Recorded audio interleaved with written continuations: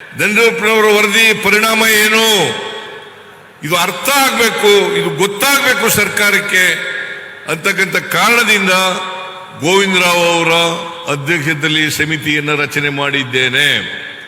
ಅವರು ಕೆಲವೇ ತಿಂಗಳಲ್ಲಿ ವರದಿಯನ್ನು ಕೊಡ್ತಾರೆ.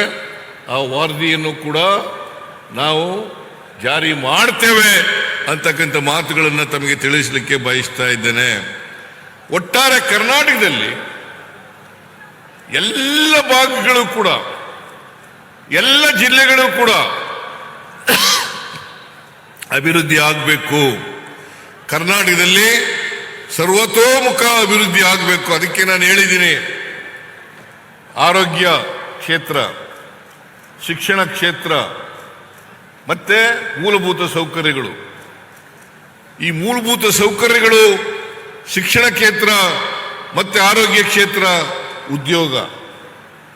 ಉದ್ಯೋಗ ಇದರಲ್ಲಿ ಹಿಂದೆ ಬಿದ್ದಿದ್ದೀರಿ ನೀವು.